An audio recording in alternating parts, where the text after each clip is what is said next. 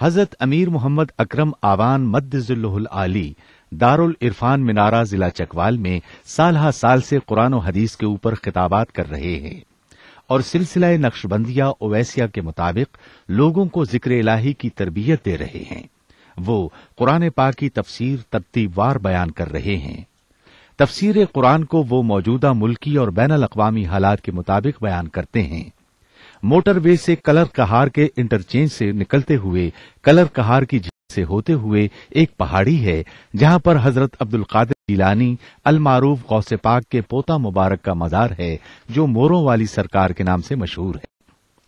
وہاں سے ہوتے ہوئے میانی، چھال اور نورپور سے گزرتے ہوئے دارالعرفان منارہ پہنچ سکتے ہیں۔ حضرت امیر محمد اکرم آوان نے بچیوں اور بچوں کی دینی اور دنیاوی تعلیم کے لیے سقارہ اکیڈمی کے نام سے ایک درسگاہ بھی قائم کی ہے جس کا افتتاح ملک پاکستان کے صدر جنرل محمد ضیاء الحق نے اپنے دست مبارک سے کیا تھا۔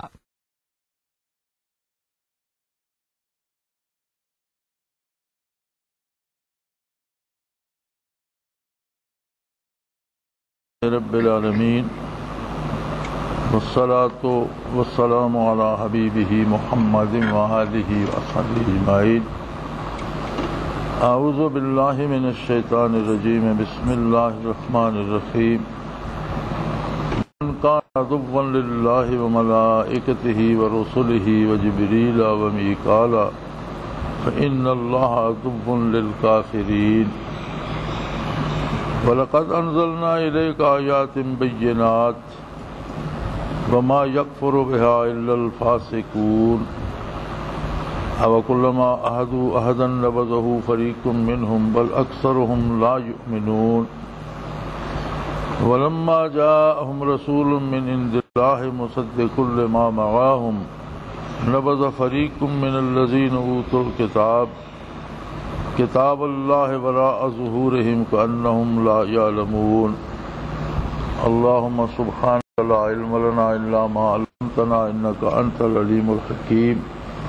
مولایا صلی وسلم دائما ابدا علی حبیبک من زانت بہ العصر۔ رب اشرح لی صدری ویسر لی امری واحلل عقدۃ من لسانی یفقہوا قولی۔ یہود کی اس بات پر کہ اگر کوئی اور فرشتہ وہی لاتا تو بھی ہم مانتے، جبریل امین نے تو بارہا ہماری بستیوں کو غرق کیا اور ہم پر عذاب لائے، لہذا ایسی جو جبریل امین لاتے ہیں اسے تو ہم نہیں مانیں گے، اور کوئی فرشتہ لے آتا۔ اللہ کریم نے ایک اصول بیان فرما دیا،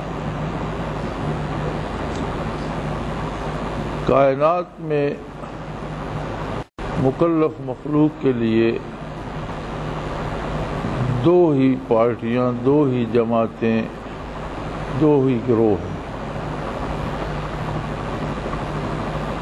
ایک جماعت ہے اللہ کی، حزب اللہ،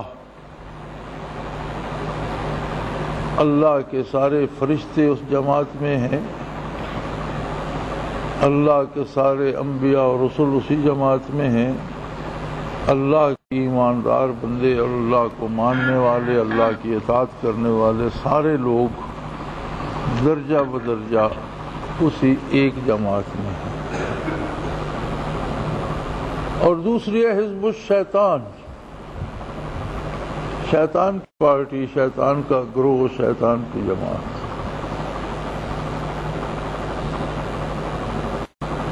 اس میں شیاطین کے پیروکار، شیاطین کی بات ماننے والے، اللہ کی عظمت کا انکار کرنے والے، اس کی ذات اور صفات کے منکر، انبیاء کے منکر، اللہ کی کتابوں کے منکر۔ کوئی کسی وجہ سے بھی کافر ہوا ہو، کفر کی کوئی ایک وجہ تو نہیں ہے، کوئی اللہ کی ذات میں شرک کرتا ہے کافر ہو گیا، کوئی سرے سے اللہ کو مانتا ہی نہیں کافر ہو گیا، کوئی اللہ کی کتاب کا انکار کرتا ہے کافر ہو گیا، کوئی اللہ کے نبی صلی اللہ علیہ وسلم کا انکار کرتا ہے کافر ہو گیا، یا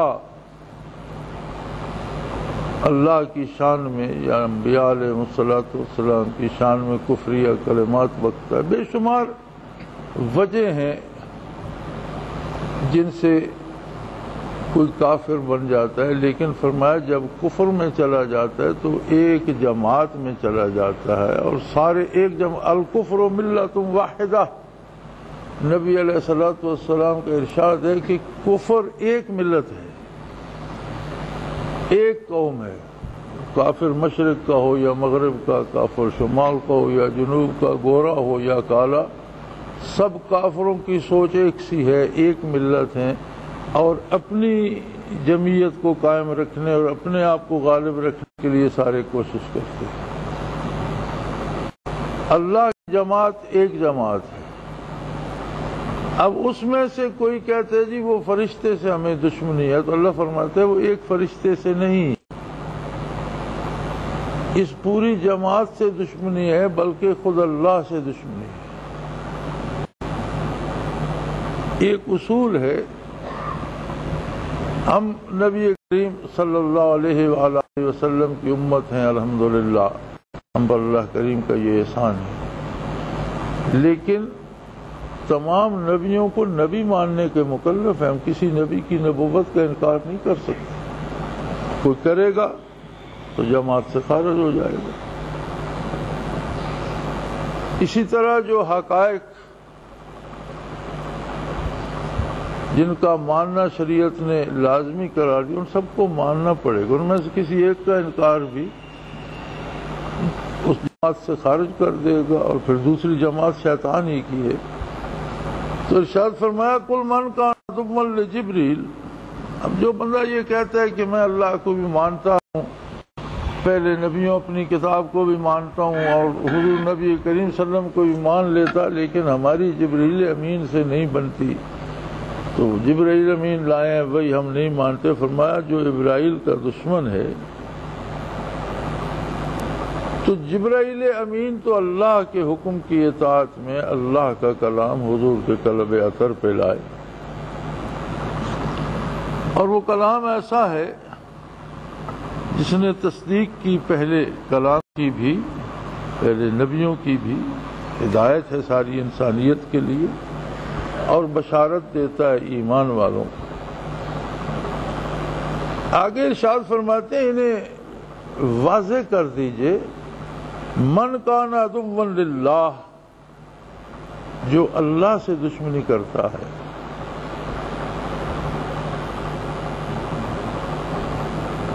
وملائکتہ، اور اس کے فرشتوں سے دشمنی کرتا ہے، ورسلہ، اور اس کے رسولوں سے دشمنی کرتا ہے۔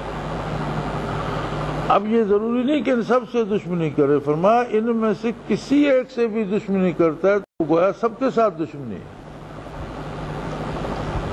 وجبریل ومیکائیل، جبرائیل امین سے دشمنی کرتا ہے یا میکائیل علیہ السلام سے دشمنی کرتا ہے، عدو للکافرین، اللہ یقیناً کافروں کا دشمن ہے۔ اللہ کی دشمنی سے کیا ہوتا ہے؟ کافر کی روزی بند کر دیتا ہے۔ اللہ کی دشمنی سے کیا ہوتا ہے؟ کافر کی صحت خراب کر دیتا ہے، کافر کے مکان گرا دیتا ہے۔ نہیں، ایسا کچھ نہیں ہوتا۔ دنیا ایک امتحان گاہ ہے، اور اس میں آنے جانے کا وقت معین ہے، صحت و بیماری کا وقت معین ہے، مفلسی اور امیری غریبی کا وقت معین ہے، حالات متعین ہیں، اس کے اپنے فیصلے ہیں، مختلف حالات سے مختلف بندوں کو گزارتا ہے۔ وَأَمَّا الْإِنسَانُ إِذَا مَا ابْتَلَاهُ رَبُّهُ فَأَكْرَمَهُ وَنَعَمَهُ فَيَقُولُ رَبِّي أَكْرَمَنِ، کسی کی آزمائش اس طرح کرتا ہے کہ اس پر اپنی نعمتوں کے دروازے کھول دیتا ہے، اسے دولت مند بنا دیتا ہے، اسے دنیا میں معزز کر دیتا ہے، لیکن یہ بھی آزمائش ہے، وہ دیکھتا ہے کہ یہ امیر ہو کر، دولت مند ہو کر، صاحب اقتدار ہو کر کیا کرتا ہے۔ اما اذا مبتلاہ ربہ فقدر علیہ رزقہ، اور کسی کو اس طرح آزماتا ہے کہ اس پر رزق کی تنگی بھیج دیتا ہے، مفلس کر دیتا ہے، کاروبار میں نقصان ہو جاتا ہے، صحت خراب ہو جاتی ہے، مکان گر جاتے ہیں، مصیبتیں آ جاتی ہیں، لیکن مصیبتوں میں بھی وہ دیکھتا یہ ہے کہ یہ میری ذات سے وابستہ رہتا ہے یا نہیں، مجھ پہ بھروسہ کرتا ہے یا نہیں، مصیبت میں بھی مجھے پکارتا ہے یا نہیں۔ تو یہ حالات تو مومن و کافر کی تفریق کے بغیر بیت رہے ہیں۔ تو پھر جب جس سے اللہ کریم دشمن ہو جاتا ہے، ان اللہ عدو للکافرین، تو اس کا کیا بگڑتا ہے؟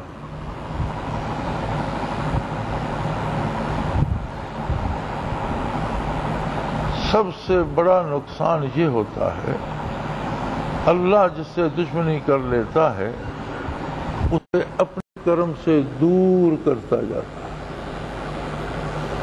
لمحہ بلمحہ، ساتھ بساتھ وہ کفر کی دلدل میں دھنستا چلا جاتا ہے، گناہوں میں غرق ہوتا چلا جاتا ہے، اللہ کی مغفرت اور اس کے کرم سے دور ہوتا چلا جاتا ہے، محروم ہوتا چلا جاتا ہے۔ نتیجہ یہ ہوتا ہے کہ اسی گمراہی میں موت کا شکار ہو کر اپنی ابدی زندگی کو تباہ کر کے آگے چلا جاتا ہے۔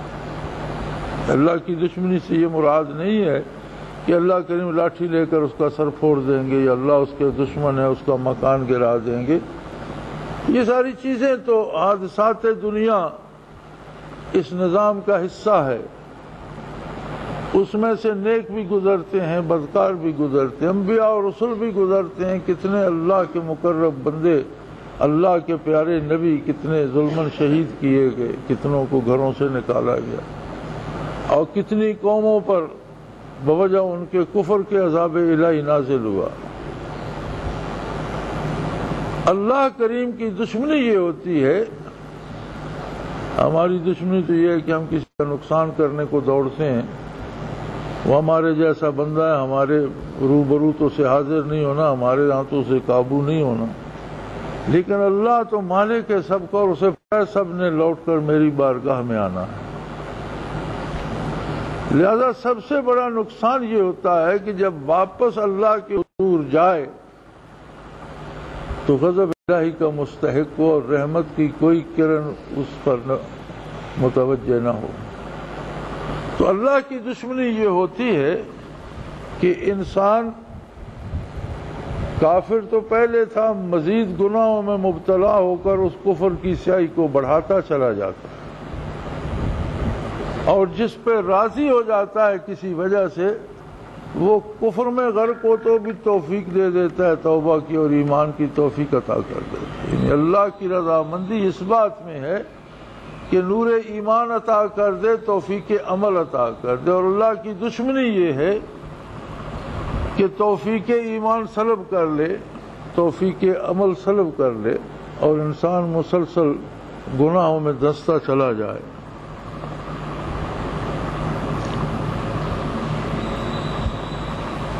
اللہ کریم فرماتے ہیں وَلَقَدْ أَنزَلْنَا إِلَيْكَ آيَاتٍ بَيِّنَاتٍ، ہم نے آپ پر صلی اللہ علیہ وسلم واضح دلائل کے ساتھ نشانیاں نازل فرمائیں۔ آپ پر جو کلام مجید نازل ہوا اس کی ایک ایک آیت ایک معجزہ ہے، دلائل کے ساتھ معجزہ ہے۔ جن حقائق پہ بات کرتی ہے ان میں کسی شبے کی گنجائش نہیں ہے، بجائے خود ایک کتاب میں ایک ایسا نظام حیات دے دینا جو روئے زمین پر بسنے والی ساری مخلوق کے لیے بیک وقت نہ صرف قابل عمل ہو بلکہ اس کی بھلائی اور اس کے منافع کا ضامن بھی ہو، یہ نزول قرآن سے پہلے ممکن نہیں ہوا۔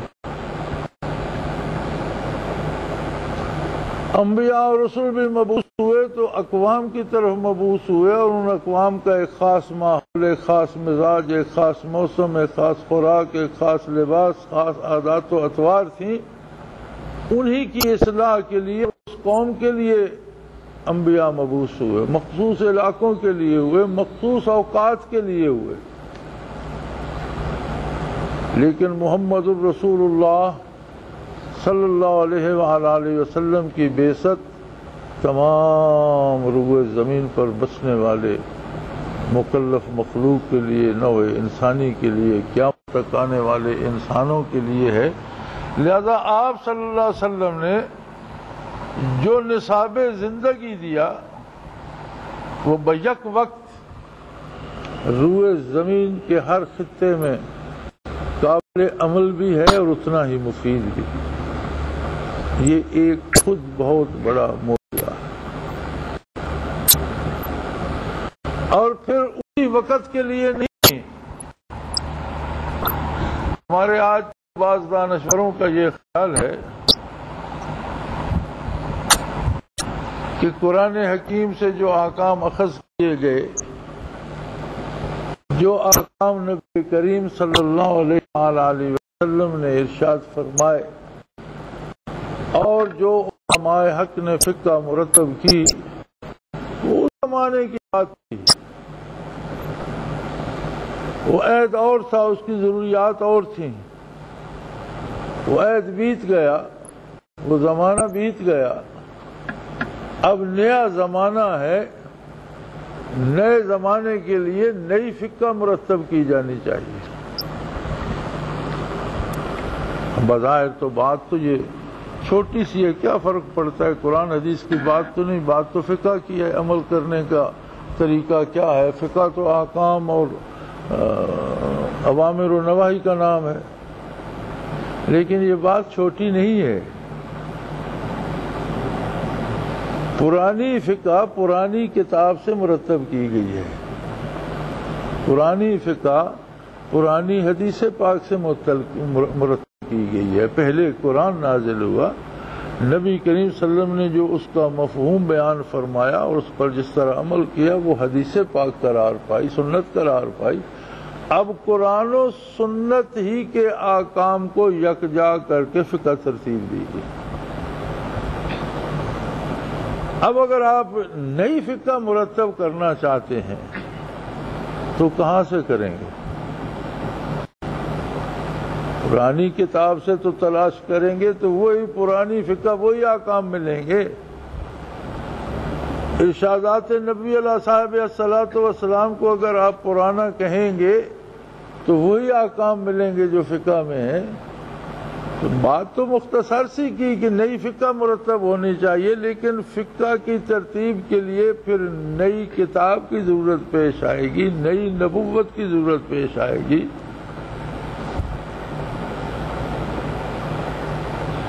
اور اسلام کا بنیادی عقیدہ کہ حضور علیہ الصلوۃ والسلام کی بعثت یوم بعثت سے لے کر قیامت تک کے لیے انسانوں کے لیے یکساں ہے۔ آپ کا اتباع سب کے لیے یکساں اہمیت رکھتا ہے۔ آپ ہر عہد ہر دور میں آپ ہی نبی ہیں، اور ایک ہی کلمہ رہے گا، محمد الرسول اللہ، لا الہ الا اللہ محمد الرسول اللہ۔ تو اب اس میں یہ دانش لڑانا کہ نئے عہد کے لیے نئی فکر، نئے عہد میں کیا بات نئی ہے؟ کیا انسانوں نے انسانی غذا چھوڑ کر پٹھے کھانے شروع کر دیے؟ کیا انسانوں نے کوئی لباس کپڑے کا چھوڑ کر کوئی آسمان سے ٹاکیاں پھاڑ لائیں اس کا لباس بناتے؟ کیا نئے زمانے میں انسان روزی نہیں کماتے، بچے نہیں پالتے؟ کچھ بھی نہیں بدلا، وہی انسان ہے، وہی اس کی ضروریات، ضروریات کو پورا کرنے کے طریقے بدلے ہیں۔ انسان سفر کرتا تھا گھوڑے پر، فقہ میں احکام موجود ہیں. مسافر ہے، اب اس کے پاس فرصت نہیں، یا رکے تو ڈاکوؤں چوروں کا ڈر ہے یا دشمنوں کا ڈر ہے یا فرصت نہیں ہے، رات پڑ جانے کا اندیشہ ہے، بھئی وہ سواری پہ نماز پڑھ لے. اب یہ حکم صرف گھوڑے پر تو نہیں ہے، حکم تو سواری پر ہے. اگر سواری بدل گئی، آج آپ کے پاس گاڑی ہے تو آپ گاڑی میں پڑھ سکتے ہیں، آپ بس میں ہیں تو بس میں پڑھ سکتے ہیں، ٹرین میں ہیں تو ٹرین میں پڑھ سکتے ہیں، بلکہ آپ جہاز میں ہیں تو سمندری جہاز میں یا ہوائی جہاز میں وہاں بھی پڑھ سکتے ہیں. یہ بات بہت عرصہ علماء کے درمیان رہی کہ ہوائی جہاز پہ نماز ادا ہوتی ہے یا نہیں، اس لیے کہ سمندری جہاز کا بھی رابطہ زمین سے ہے. ریل، کار، گاڑی، موٹر، جس چیز پہ بھی نماز کوئی ادا کرتا ہے اس کا رابطہ زمین سے. ہوائی جہاز کا رابطہ زمین سے نہیں ہوتا، وہ ہوا میں معلق ہوتا. لیکن پھر فقہاء نے یہی فیصلہ کیا کہ بیت اللہ شریف جہاں ہے، تحت الثری سے لے کر عرش اللہ تک بیت اللہ ہی ہے، اور اس کے انوارات عرش عظیم سے لے کر تحت الثری تک اس طرح جاتے ہیں. لہذا اگر کسی کو مجبوری ہے تو وہ ہوائی جہاز میں تو بجائے قضا کرنے کے جہاز میں ہی بیت اللہ شریف کی طرف رخ کر کے اپنی نماز نیت لے. پھر سواری جدھر مڑتی ہے مڑتی جائے، نیت کرتے وقت رخ بیت اللہ کو ہو. اور اگر کسی ایسی جگہ ہے کہ کوئی رخ کا پتہ ہی نہیں چلتا تو تحری یعنی اندازہ کر لے اور اس پہ نیت لے. فَإِنَّمَا يُوَجِّهُ فَثَمَّ وَجْهُ اللَّهِ، کسی طرف بھی رخ ہو جائے اللہ موجود ہے. ہم مکلف ہیں بیت اللہ شریف کو رخ کرنے کے. قبلہ ہے، کوشش کرے کہ میرا رخ قبلہ، اگر غلط بھی ہے تو اللہ قبول فرما لے. اب اس حکم کو جدید کرنے کی ضرورت کیا پیش آ گئی؟ کیا بدلا ہے اس میں؟ تو نماز کے فرض کے اوقات بدل گئے ہیں، آپ کیا جدید کریں گے؟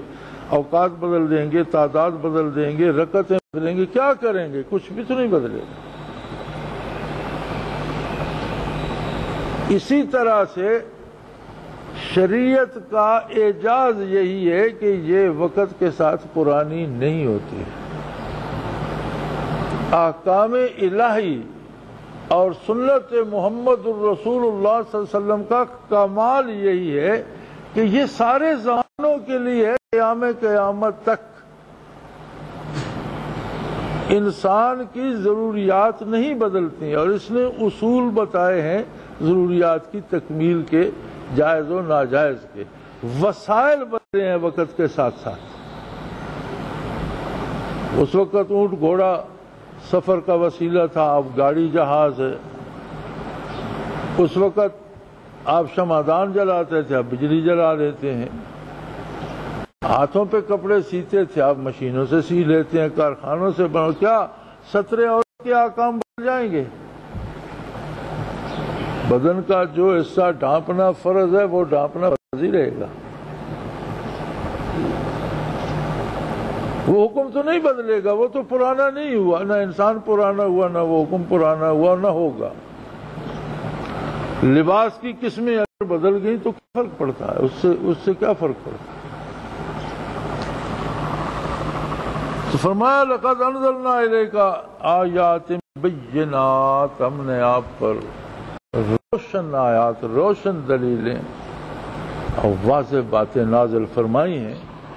اب اگر ان سے بھی کوئی انکار کرتا ہے، فرمایا ما یکفر بہا الا الفاسقون، تو اس سے انکار فاسق ہی کرتے ہیں. اب قرآن کریم کی اصطلاح ہے، کتاب اللہ نے فاسق کا حالم ممکن انکار کرنے والا کافر ہوتا ہے. فاسق گناہگار کو کہتے ہیں، نافرمان کو کہتے ہیں، اور کافر انکار کرنے والے کو کہتے ہیں. اب عجیب بات ہے کہ فرمایا اس سے بدکار اور نافرمان ہی انکار کرے گا اور وہ کافر ہوگا. اس کا مطلب یہ ہے کہ حکم عدولی رفتہ رفتہ کفر کی طرف لے جاتی. علماء حق نے گناہوں کی اقسام بیان فرمائی ہیں. کہا نے لکھا ہے فلاں فلاں گناہ کبیرہ ہے، فلاں فلاں گناہ صغیرہ ہے. اپنے حجم کے اعتبار سے کوئی صغیرہ ہو سکتا ہے، کوئی نافرمانی کم بھی ہو سکتی ہے، لیکن ایک وجہ ایک رخ اس بات کا اور بھی ہے. اگر یہ دیکھا جائے کہ نافرمانی کس کی ہے، نافرمانی تو نافرمانی ہے، گناہ تو گناہ ہے، جرم تو جرم ہے. اگر آپ کسی کشتی میں 10-20 ٹن کا پتھر ڈال دیتے ہیں اور وہ اسے لے کے ڈوب جاتا ہے تو فرق یہ ہوگا کہ وہ جو آپ نے بہت بڑا پتھر ڈالا وہ اسے فوراً لے ڈوبا. لیکن اگر آپ اس میں ایک ایک کنکر رکھتے جاتے ہیں تو ایک دن ان کی مقدار بھی اتنی بن جائے گی کہ وہ کشتی کو ڈبو دے گی. بظاہر اس کنکر کی کوئی حیثیت نہیں ہے، آپ چھوٹے چھوٹے کنکر اس میں رکھتے رہتے ہیں، 5-7 روز رکھ دیتے ہیں، تھوڑا سا وقت لگ جائے گا لیکن نتیجہ ایک ہی ہوگا کہ بالآخر وہ صغیرہ اور کبیرہ میں فرق یہ ہے کہ گناہ کبیرہ فوراً کشتی ڈبونے کا سبب بنتا ہے، لیکن صغیرہ کا تسلسل بھی غرق کرنے میں پیچھے نہیں رہتا. قرآن حکیم نے یہاں کفر کی وجہ نافرمانی کو اور عدم اطاعت کو قرار دیا. ہوتا یہ ہے کہ بندہ جب غلطی کرتا ہے، گناہ کرتا ہے، اسے احساس ہو جائے، وہ توبہ کر لے تو اللہ غفور الرحیم ہے. لیکن توبہ نہ کرے اور مسلسل گناہ کرتا جائے تو ہر گناہ ایک ظلمت پیدا کرتا جاتا ہے، دل پر سیاہی بڑھتی جاتی ہے، اور یہ عمل مسلسل رہے تو نتیجہ کفر تک جا پہنچتا ہے. حضرت رحمت اللہ تعالی علیہ فرمایا کرتے تھے کہ گناہ کرنے سے اوراد و وظائف، اذکار، معمولات میں کمی آ جاتی.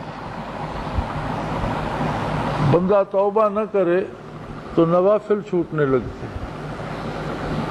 اس پر بھی نہ توبہ کرے تو سنتوں سے محروم ہونے لگتا، اس پر بھی توبہ نہ کرے، اسے احساس نہ ہو تو فرائض سے بیگانہ ہو جاتا، فرائض چھوٹ جاتا، اور اس پر بھی اسے احساس نہ ہو تو زندگی کے دوسرے کاموں میں بھی نافرمانیاں داخل ہونے لگتی، رزق سے حلال حرام کی پرواہ اٹھ جاتی، کام کرنے میں جائز و ناجائز کی تمیز اٹھ جاتی ہے. غرض کہ ہر گناہ ایک وزن ہے جو اس کی ٹانگ سے بنتا جاتا ہے اور اسے غرق کرتا چلا جاتا ہے تاریکیوں میں، برائیوں میں. اور کسی لمحے بھی اللہ توفیق دے دے اور اسے احساس پیدا ہو جائے، خلوص دل سے توبہ کر لے تو ایک توبہ ساری مصیبتوں کا اکیلا حل ہے. آنے واحد میں جیسا کہ ارشاد عالی ہے، التائب من الذنب کمن لا ذنب له، او کما قال رسول اللہ صلی اللہ علیہ وسلم، گناہوں سے توبہ کرنے والا ایسا ہو جاتا ہے جیسا اس نے کوئی گناہ کیا ہی نہ. لیکن یاد رکھیں یہ احساس بھی اس کی عطا ہے. کوئی عمل اسے منظور ہو جائے، کوئی چھوٹی سی نیکی اسے پسند آ جائے، کوئی جملہ منہ سے ایسا نکل جائے جو اس کی بارگاہ میں شرف قبولیت پا لے تو توبہ کی توفیق بھی عطا کر دے. تو ہر آدمی کو، میرے سمیت ہم سب کو، اپنے آپ کو تلاش کرتے رہنا چاہیے کہ میں کہاں ہوں. کیا میں حصول رزق میں حلال و حرام دیکھ رہا ہوں، فرق کر رہا ہوں؟ کیا اللہ کی عبادات کی توفیق ہے، سجدہ ریز ہو رہا ہوں؟ کیا بات کرنے میں حدود شرعی کا لحاظ رکھتا ہوں، کیا بولنے میں سچ اور جھوٹ اپنے آپ کو تلاش کرتے رہنا چاہیے۔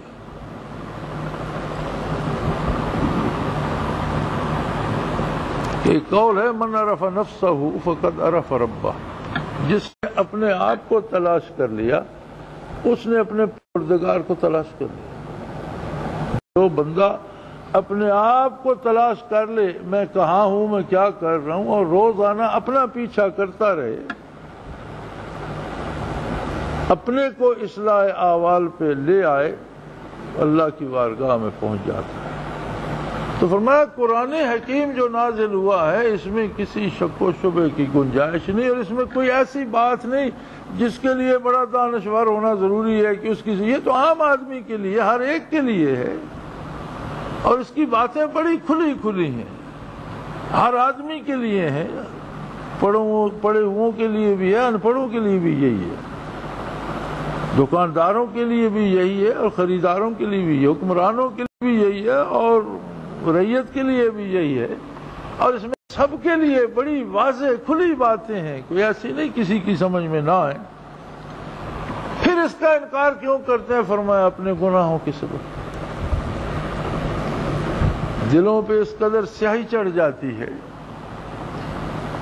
کہ نور ایمان نصیب نہیں ہوتا، اور پھر کردار یہ ہو جاتا ہے اَوَكُلَّمَا عَهَدُوا عَهْدًا نَبَذَهُ فَرِيقٌ مِّنْهُمْ، جب بھی کوئی معاہدہ کرتے ہیں، اللہ سے وعدہ کرتے ہیں، اللہ کے نبی سے وعدہ کرتے ہیں۔ میرے بھائی، اب دن بھر یہ کلمے کی تکرار، لا الہ الا اللہ محمد رسول اللہ، کیا یہ وعدہ نہیں؟ ہم جب بھی کلمہ پڑھتے ہیں تو ایک تجدید عہد نہیں ہے، ہم جب بھی اذان کہتے ہیں، اذان سنتے ہیں تو یہ تجدید عہد نہیں ہے؟ وہ شروع ہی یہاں سے کرتا ہے اللہ اکبر، اور ختم کرتا ہے لا الہ الا اللہ، بڑائی صرف اللہ کے لیے ہے، اس کے سوا کوئی معبود نہیں۔ درمیان میں چھوٹی سی بات کرتا ہے کہ بھئی آ جاؤ اللہ کی اطاعت کی طرف، ورنہ اس کی بڑائی پہ گواہی دیتا ہے، اس کی وحدانیت پہ گواہی دیتا ہے، محمد الرسول اللہ صلی اللہ علیہ وسلم کی رسالت پہ گواہی دیتا ہے۔ ہم سارے سن کے آمین کہتے ہیں، دعا پڑھتے ہیں یا کلمہ پڑھتے ہیں، تصدیق، تو کیا یہ عہد نہیں ہے؟ یہ سارا کچھ کرنے کے بعد ہم عمل کتنا کرتے ہیں؟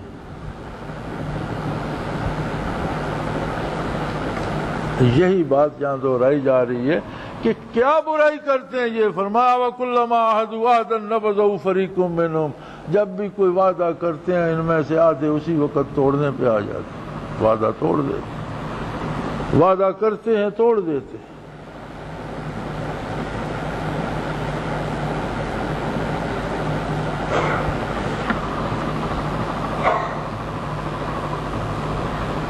وَلَمَّا جَاءَهُمْ قَالَ أَكْثَرُهُمْ لَا يُؤْمِنُونَ، یہ صرف وعدہ نہیں توڑتے بلکہ ان میں اکثر وہ لوگ ہیں جن کا ایمان ہے ہی نہیں، دنیا داری کے لیے، دنیا کو نبھانے کے لیے وعدہ کر لیتے ہیں، اور جب دنیا کی بات ختم ہو جاتی ہے تو دل میں نور ایمان تو ہوتا نہیں، دنیاوی فائدے کے لیے کچھ باتیں کر دیتے۔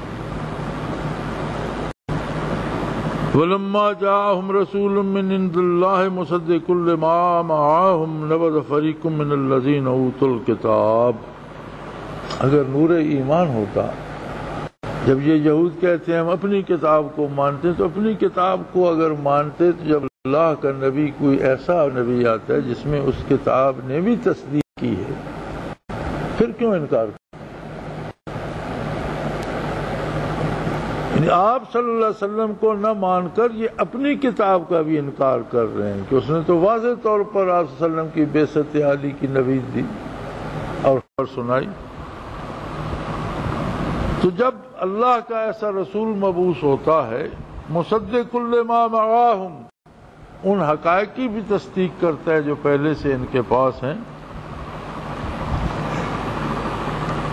نبذ فریق من الذین اوتوا الکتاب، اور وہ لوگ جنہیں پہلے کتاب دی گئی تھی ان میں سے ایسی جماعتیں کھڑی ہو جاتی ہیں جو انکار کر دیتی ہیں۔ فرمایا کتاب اللہ وراء ظہورہم کأنہم لا یعلمون، کتاب اللہ کی کتاب کو اس طرح سے پشت ڈال دیتے ہیں جیسے وہ کچھ جانتے ہی نہیں۔ وہ جو اللہ کریم نے فاسقون فرما کر یہ ارشاد فرمایا کہ یہ گناہ اور نافرمانی کرنے والے گناہوں اور نافرمانی کی وجہ سے بڑھتے بڑھتے اس حد تک چلے جاتے ہیں، پھر اللہ کی کتاب کا انکار بھی کر بیٹھتے ہیں، اور جس زبانی مان رہے ہوتے ہیں عملاً اس کا انکار کا۔ اب یہ یہود اپنی کتاب کو تو مانتے تھے، لیکن فرمایا ان کا عمل یہ ہے کہ گویا کتاب الہی کو انہوں نے پسے پشت ڈال دیا، اور اس طرح پسے پشت ڈالتے ہیں کأنہم لا یعلمون، جیسے انہیں تو اس بات کی کوئی خبر ہی نہیں۔ اور جب نوبت یہاں پہنچتی ہے تو گمراہی اپنا رنگ دکھاتی ہے اور گہری ہو جاتی ہے۔ فرمایا ان کا عالم پھر یہ ہوتا ہے وَاتَّبَعُوا مَا تَتْلُو الشَّيَاطِينُ عَلَى مُلْكِ سُلَيْمَانَ وَمَا كَفَرَ سُلَيْمَانُ وَلَكِنَّ الشَّيَاطِينَ كَفَرُوا يُعَلِّمُونَ النَّاسَ السِّحْرَ وَمَا أُنزِلَ عَلَى الْمَلَكَيْنِ بِبَابِلَ هَارُوتَ وَمَارُوتَ وَمَا يُعَلِّمَانِ مِنْ أَحَدٍ حَتَّى يَقُولَا إِنَّمَا نَحْنُ فِتْنَةٌ فَلَا تَكْفُرْ فَيَتَعَلَّمُونَ مِنْهُمَا مَا يُفَرِّقُونَ بِهِ بَيْنَ الْمَرْءِ وَزَوْجِهِ وَمَا هُمْ بِالضَّارِّينَ بِهِ مِنْ أَحَدٍ إِلَّا بِإِذْنِ اللَّهِ وَيَتَعَلَّمُونَ مَا يَضُرُّهُمْ وَلَا يَنْفَعُهُمْ وَلَقَدْ عَلِمُوا لَمَنِ اشْتَرَاهُ مَا لَهُ فِي الْآخِرَةِ مِنْ خَلَاقٍ وَلَبِئْسَ مَا شَرَوْا بِهِ أَنفُسَهُمْ لَوْ كَانُوا يَعْلَمُونَ۔ پھر فرمایا بدبختی انہیں وہاں لے جاتی ہے کہ یہ اللہ کی کتاب کو چھوڑ کر شیطان کے سکھائے ہوئے کلمات کو یاد کرنے بیٹھ جاتے ہیں، جادو ٹونا سیکھنے لگ جاتے ہیں۔ ما تتلو الشیاطین علی ملک سلیمان، وہ کلمات یاد کرنے لگ جاتے ہیں جو عہد سلیمان علیہ السلام میں شیطانوں نے لوگوں کو سکھائے۔ سیدنا سلیمان علیہ السلام کی حکومت انسانوں پر ہی نہیں، اللہ کی بہت سی مخلوق پر تھی۔ جنوں پر ان کی حکومت تھی، پرندوں پر ان کی حکومت تھی، حیوانوں پر ان کی حکومت تھی، ہوا پر ان کی حکومت تھی۔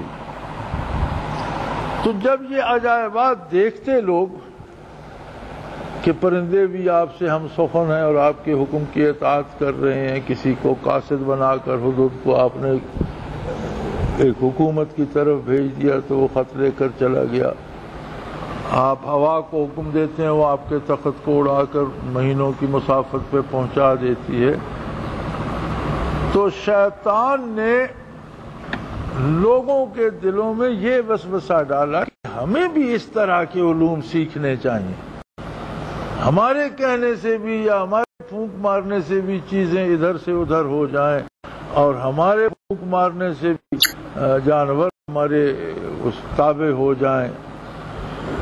تو شیطانوں نے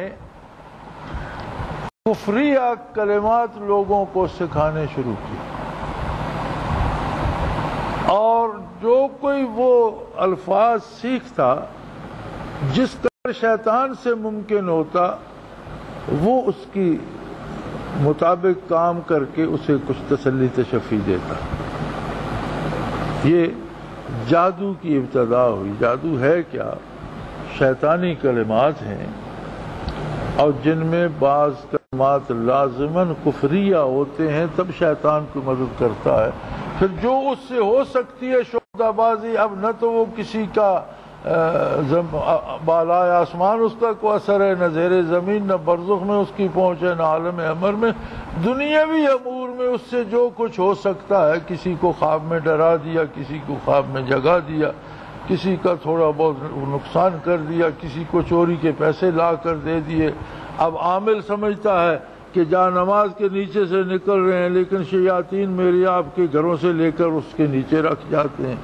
تو اس طرح کے چھوٹے چھوٹے کام جو ان کے بس میں ہیں پھر وہ کرنے لگ جاتے ہیں۔ لیکن جادو ہوتا کیا ہے، اس کی اصل کیا ہے؟ ما تتل الشیاطین علی ملک سلیمان، وہ کلمات جو شیطانوں نے ایجاد کر لیے تھے عہد سلیمان علیہ السلام۔ لوگوں میں ایک جذبہ پیدا کر دیا کہ اس طرح کی طاقت مجھ میں بھی ہونی چاہیے، چلو ان جتنی نہ صحیح کچھ تھوڑی بہت تو ہو، کسی چیز کو یہاں سے وہاں تو کر دوں۔ حضرت رحمت اللہ تعالی علیہ کے پاس ایک ہندو آیا، بہت بڑے وہ ہندو سخت مجاہدے کرتے تھے، بھوکا رہنا، جاگتا رہنا اور بڑا لمبا چلا کشی کرنا، تو بالکل تنکا سا ہوا تھا وہ کر کر کے، اور بڑا ان کا مہا گرو بنا ہوا۔ تو حضرت سے ملا تو حضرت رحمۃ اللہ فرماتے تھے کہ میں نے اس سے پوچھا بھئی تمہارے پاس کیا کمال ہے؟ اس نے کہا جی میں نے بڑی محنت کی، بڑا مجاہدہ کیا، ساری عمر چلا کشیوں میں گزار دی، اب مجھ میں یہ طاقت ہے کہ میں جب اپنے وہ مخصوص کلمات دہراتا ہوں تو ایک شکل نمودار ہو جاتی ہے، میرے سامنے آ جاتا ہے، کوئی ہوتا ہے میرے سامنے، تو اسے میں حکم دیتا ہوں کہ مجھے یہاں سے وہاں پہنچا دے، تو ایک پل میں مجھے اٹھا کر وہاں پہنچا دے۔ یہ کمال اب میرے پاس ہے۔ حضرت رحمت فرماتے تھے کہ میں نے اس سے پوچھا بھئی مجھے ایک بات بتاؤ، یہ جو شکل ظاہر ہوتی ہے تو اس کے آنے سے تمہیں کوئی سامنے آنے سے سکون ملتا ہے یا ڈر لگتا ہے؟ یہ ڈر لگتا ہے، بڑی ہیبت شکل ہوتی ہے اور ڈر لگتا ہے۔ آپ نے فرمایا یہی اس بات کی دلیل ہے کہ وہ شیطان ہے اور وہ انسانوں کا دشمن ہے، ڈر دشمن سے لگتا ہے۔ اگر یہ کوئی نیکی کی طاقت ہوتی، بھلائی کی طاقت ہوتی تو اس سے دل میں سکون آتا، ڈرنے کی کیا ضرورت ہے؟ اور جب تم اس کی پوجا بھی کرتے ہو، اس سے پکارتے بھی ہو، وہ تمہاری مدد بھی کرتا ہے، لیکن چونکہ تم انسان ہو اور نسل انسانی سے اس کی دشمنی ہے، لہذا جب سامنے آتا ہے تم ڈر جاتے۔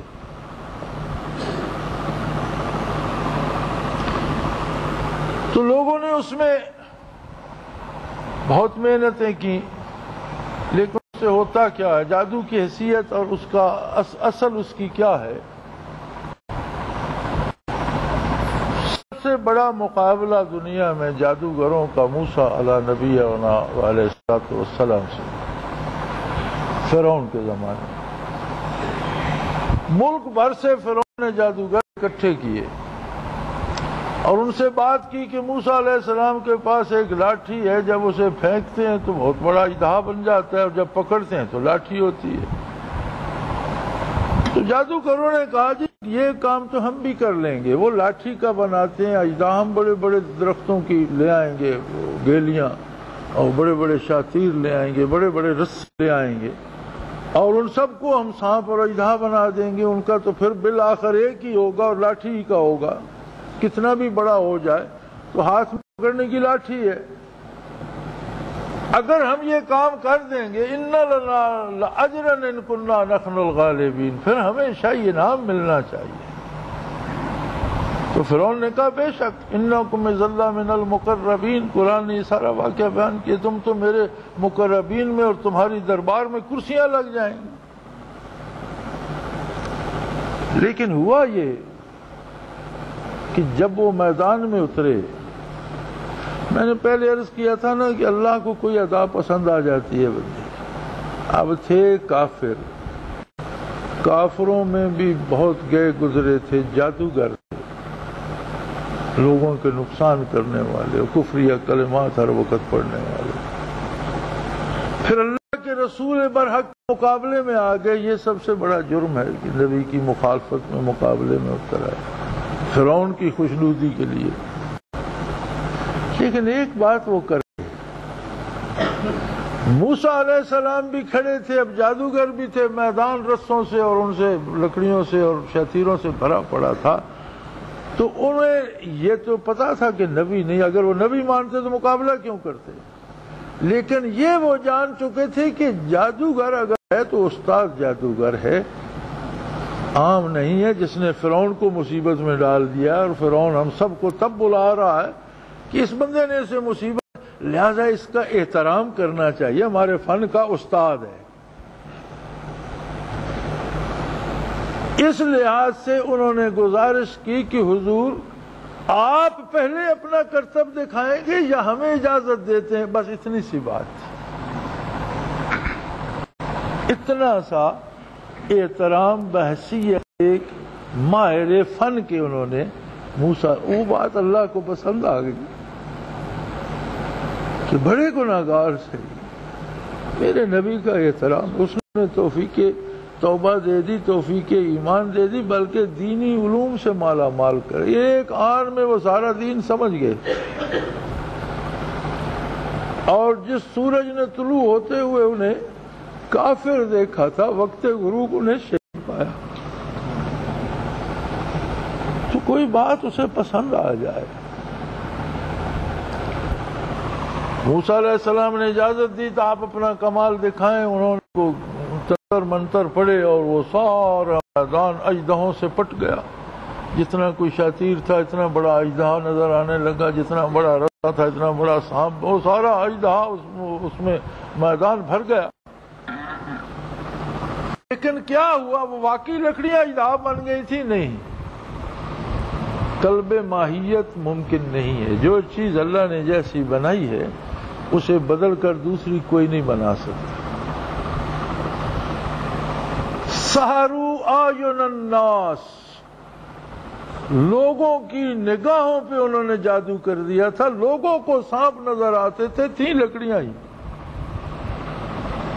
یعنی جادو کسی چیز کو بدل کر ایک انسان کو گدھا بنا دے، ایسا ممکن نہیں ہے، انسان ہی رہے گا۔ دیکھنے ہو سکتا ہے کہ دیکھنے والے کو گدھا نظر آئے، اس کی نگاہوں پہ جادو چل سکتا ہے، اسے دیکھنے میں غلطی لگ سکتی ہے کہ وہ دیکھے تو اسے گدھا نظر آئے۔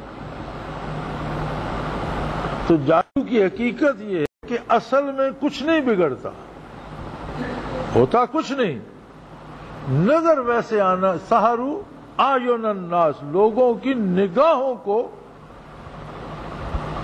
جادو میں جکڑ دیا، ان پر جادو کر دیا، اور انہیں وہ اژدہے نظر آنے لگے۔ اب موسیٰ علیہ السلام نے اپنی لاٹھی پھینکی، وہ کوئی اتنا بڑا اژدہا بنا کہ سارے میدان کی ساری لکڑیاں، سارے رسے، جتنے اژدہے سانپ تھے وہ سارے کھا گئے۔ اب ظاہر ہے وہ اتنا بڑا بنا ہوگا کہ وہ سارے اس کے پیٹ میں چلے گئے، اور جب موسیٰ علیہ السلام نے ہاتھ رکھا تو سمٹ کر اتنی لاٹھی بن گئی۔ اب جادو کا توڑ یہ ہوتا ہے، وہ تو جادوگر تھے، اس فن کو جانتے تھے، جادو کا توڑ یہ ہوتا ہے کہ موسیٰ علیہ السلام جادو کا توڑ کرتے، ان کا جادو باطل ہو جاتا اور لوگوں کو لکڑیاں کی لکڑیاں اور رسوں کے رسے نظر آنے لگتے۔ یہ تو جادوگری تھی کہ اگر یہ جادو میں ان سے زیادہ کامل ہوتے تو اس کو، ان کے عمل کو ختم کر دیتے۔ لیکن یہ کیسے ممکن ہوا کہ وہ ساری وہ چیزیں ہی غائب ہو گئیں اور اس لاٹھی کے پیٹ میں چلی گئیں، اور پھر وہ لاٹھی اتنی کی اتنی ہے۔ تو جادوگروں نے کہا یہ جادوگر نہیں، یہ اللہ کا رسول ہے، یہ کام اللہ کر سکتا ہے، یہ مخلوق کے بس کا نہیں کہ جسے چاہے نیست و نابود کر دے، جسے چاہے باقی رکھے، جسے چاہے بڑا کر دے، جسے چاہے چھوٹا کر دے۔ انہیں کلمہ نصیب ہو گیا اور انہوں نے نعرہ لگا دیا کہ ہم تو موسیٰ پہ ایمان لائے، موسیٰ کے رب کو برحق مانتے ہیں۔ اب دیکھیں نور ایمان کی ایک خصوصیت ہے، جس طرح مقناطیس چیزوں کو کھینچتا ہے، نور ایمان علوم شریعت کو جذب کرتا ہے، کھینچتا ہے۔ اب مقناطیس کی اپنی اپنی طاقت ہوتی ہے نا، ایک بندہ مومن بھی ہے، آپ اسے شریعت کا حکم بتاتے بھی ہیں، وہ کہتا ہے مجھے یاد نہیں رہتا۔ لیکن یہ کیسا ایمان لائے کہ یہ تو کافر تھے، انہیں کسی نے کلمے کی تلقین بھی نہیں کی۔ جب فرعون نے کہا کہ تم نے میری نافرمانی کی اور تم تو مل گئے موسیٰ علیہ السلام سے، میں دیکھو میں تمہیں کیا مزہ چکھاتا ہوں، میں تمہارے ایک طرف کے ہاتھ دوسری طرف کے پاؤں کاٹ دوں گا اور کھجوروں کے تنوں پر تمہیں لٹکا دوں گا۔ وہ کہنے لگے فقض ما انت قاض، تو جو کر سکتا ہے کر گزر، لیکن ایک بات یاد رکھ، ہم اللہ کے یہاں سرخرو ہو جائیں گے اور یہ جانے اس کے نام پر دے کر ہمیں آخرت میں یہ بھی ملے گا، یہ بھی ملے گا، یہ ساری باتیں انہیں کس نے بتائیں کہ آخرت کیا ہے، حساب کتاب کیا ہے، اس میں کیا کیا ملے گا، کیا ہوگا، یہ سارا کچھ انہیں کس نے بتایا؟ وہ جو ایمان لائے تھے وہ اتنا مضبوط تھا کہ زبان سے نکلے بغیر دل نے پیغمبر کے دل سے علوم شریعت کو اخذ کر لیا۔ آپ قرآن کریم کھول کر وہاں کی تفسیر پڑھیں، ان آیات پہ غور کریں تو عجیب بات سامنے آتی ہے کہ کافر ہیں، جادوگر ہیں، بدترین کافر ہیں، پھر فرعون کی خوشنودی کے لیے اللہ کے اولی العزم رسول کی مخالفت میں ہیں، یہ سارے گناہ مل کر بھی جب وہ ایمان لائے تو اتنا وہ مضبوط ایمان تھا ان کا، اتنا مضبوط یقین تھا اور اتنا بڑا مقناطیس تھا کہ اس نے علوم آخرت بھی موسیٰ علیہ السلام کے قلب اطہر سے اخذ کر لیے اور فرعون کو سنانے لگے کہ یہ ہوگا، یہ ہوگا۔ انہیں کیا پتا تھا حشر کیا ہوگا، حساب کتاب کیا ہوگا، گناہ کی سزا جزا کیا ہوگی، اعمال کا بدلہ کیا، یہ وہ کہاں سے دیکھ کر بتا رہے ہیں؟ ایمان کی خصوصیت یہ ہوتی ہے کہ احکام شریعت کو حاصل کرتا ہے، اور یہ بہت بڑی بات ہے کہ کوئی قلب اطہر پیغمبر صلی اللہ علیہ وسلم سے احکام کو اخذ کر لے، یہ بہت بڑی بات۔ علمناہ من لدنا علما، ہم خود اپنی طرف سے علوم تعلیم کر دیتے۔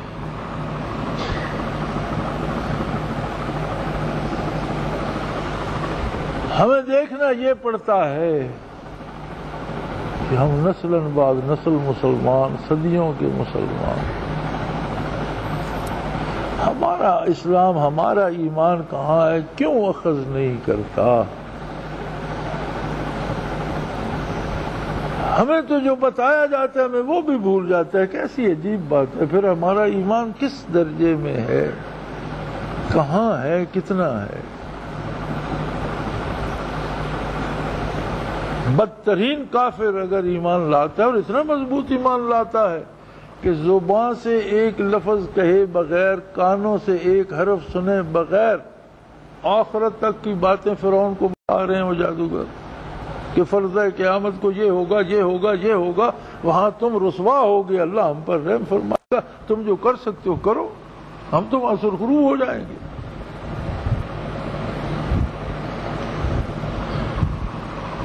کمال ایمان یہ ہے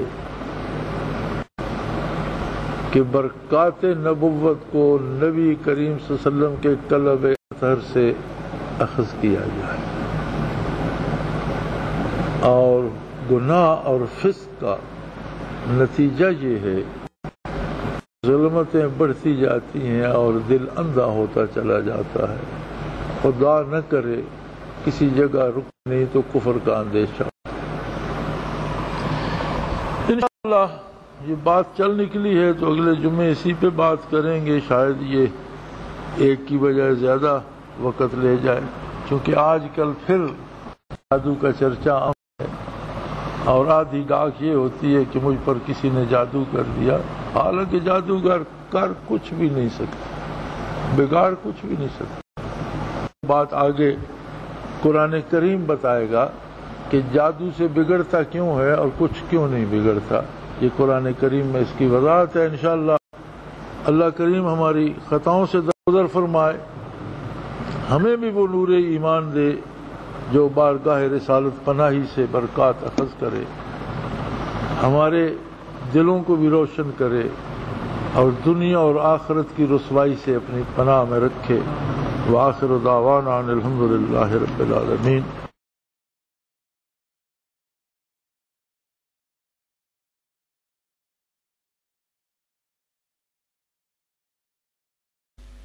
وہ تمام احباب جو इस्लाम की तलब रखते हैं उनसे गुजारिश है कि दारुल इरफान मिनारा जिला चकवाल में अमीर मोहम्मद अकरम आवान साहब के खिताबात से मुस्तफीद हों। वो हर जुमे को नमाज से पहले बयान फरमाते हैं। हर माह की पहली इतवार को माहाना इज्तिमा होता है जिसमें आप खुसूसी खिताब फरमाते हैं और पाकिस्तान के चारों सूबों से अहबाब इस इज्तिमा में शिरकत करते हैं। इसके अलावा यहां साल में 2 मरकजी इज्तिमात भी होते हैं, एक रमजानुल मुबारक में एतिकाफ का इज्तिमा और दूसरा जुलाई और अगस्त में 40 दिन का इज्तिमा होता है जिसमें रूहानी तरबियत की जाती है। ला इलाह की तेख काटेगी अंधेरे का गजर, गुम्बदे खजरा से रोशन होगी फिर अपनी सहर, अपना खून सीमाब देकर इतना हम कर जाएंगे, नाम आका का चमन